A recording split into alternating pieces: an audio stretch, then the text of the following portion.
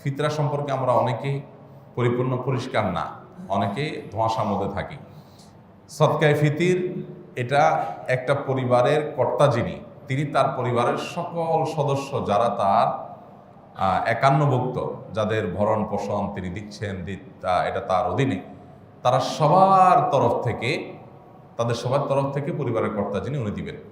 আপনি আপনার স্ত্রী, আপনার সন্তান সন্ততি, এমনকি দুধের বাচ্চা, সবার হেড কাউন্ট করে সবার তরফ থেকে আপনি ফিতরা আদায় করবেন। ফিতরাটা কি? ফিতরাটা হলো নবী করিম সাল্লাল্লাহু আলাইহি ওয়াসাল্লাম বলেছেন, এটা তোহরাতান লিস-সাইমি আনিল লাগবি ওয়ার রাফাস ওয়া তু'মাতান লিল মাসাকিন। এটা হলো রোজাদার ব্যক্তির রোজা রাখতে গিয়ে যে আমাদের ভুল ত্রুটি হয়, আমাদের যে ত্রুটি বিচ্যুতি হয়, আমাদের যে আপনার অহেতুক কথা বলা হয়, এসব কাজগুলো থেকে রোজাকে রিফাইন করা, এসব কাজগুলো থেকে রোজাকে পরিচ্ছন্ন করা, এই কাজটা সদকায়ে ফিতির করে, সেজন্য সদকায়ে ফিতির দেওয়া। আর আরেকটা সদকায়ে ফিতিরের উদ্দেশ্য হলো তু'মাতান লিল মাসাকিন, মিসকিনদের খাদ্য দান কর্মসূচি। পৃথিবীতে আমরা আজ খাদ্য দানের নানান কর্মসূচির কথা জানি, শুনি, বিভিন্ন সংস্থা, বিভিন্ন প্রতিষ্ঠান দেশীয় আন্তর্জাতিকভাবে করে। কিন্তু ইসলাম যে খাদ্যদান কর্মসূচির নির্দেশ দিয়েছে, সেই খাদ্যদান কর্মসূচি পৃথিবীর সবচাইতে ব্যাপক। এরকম ব্যাপক খাদ্যদান কর্মসূচি অন্য কোনো প্রতিষ্ঠান কখনো দেওয়ার কথা কল্পনাও করতে পারে না।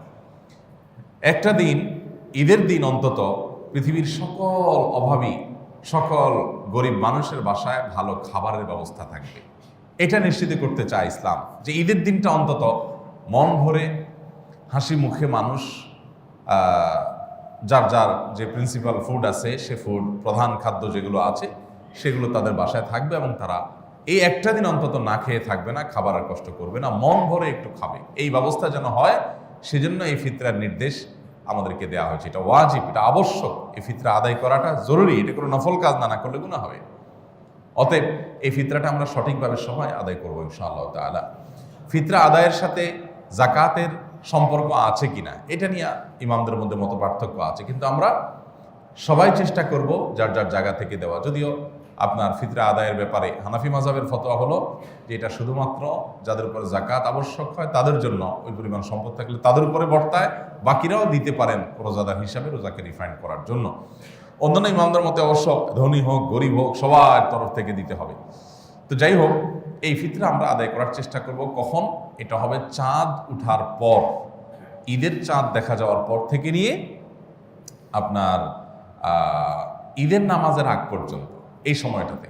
আমরা ছোটবেলায় দেখেছি আমাদের মা চাচিরা ফিতরার টাকা রেখে দিতেন, রেখে দিয়ে 2 টাকা 2 টাকা করে দিতেন, এবং 2 টাকা 2 টাকা করে, তখন টাটকার নোট, 2 টাকার নোট থাকতো, 1 টাকার নোট থাকতো, 1 টাকা 2 টাকা করে দিতেন এবং এটা রেখে দিতেন যে গরিব আরও আসবে, ঈদের দিন দুপুরে কিছু আসবে, বিকালে কিছু আসবে, তাদেরকেও দিতে হবে, এই জন্য সব দিতেন না।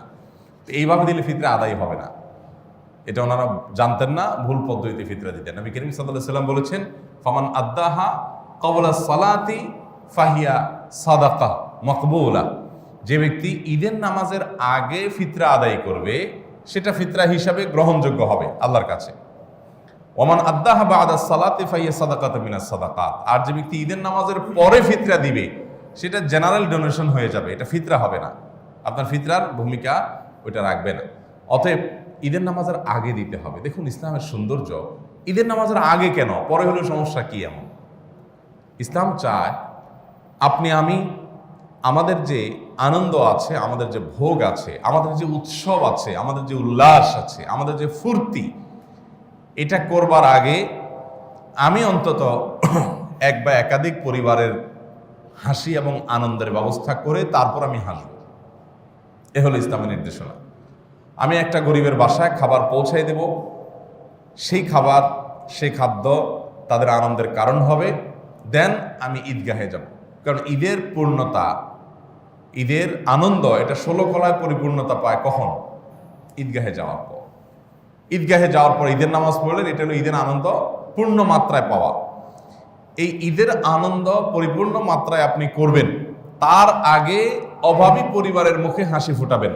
অর্থাৎ আপনি ভোগ করেন, এই দিনটা আপনাকে ভোগ করার জন্য আল্লাহ তাআলা দিয়েছেন। এটা ইয়াউমু আকলিন ওয়া শুরব, এটা খাওয়া এবং পান করার দিন, আনন্দ করার দিন। আপনি খান, হালাল খাবার খান, হালাল পানীয় পান করেন, এটার জন্য এই দিনটা আল্লাহ তাআলা আপনাকে দিয়েছেন। বাট আপনার আনন্দের আগে, আপনার ভোগের আগে ইসলাম আপনাকে ত্যাগের শিক্ষা দিয়েছে। ঠিক একই কথা ঈদুল আজহাতেও। ঈদুল আজহাতে আল্লাহ তাআলা সে সম্পর্কে বলেছেন ফাকুলু মিনহা ওয়া তা'মুল কানিআ ওয়াল মুতাররা, অন্য আয়াতে আসছে ওয়া তা'মুল কাইসাল বাইসাল ফকির। তোমরা কোরবানির পশুর গোশত নিজেরা খাও এবং গরিব অভাবীদেরকে দাও। আসুন্নাহ ফাউন্ডেশন, উম্মার স্বার্থে সুন্নাহর সাথে।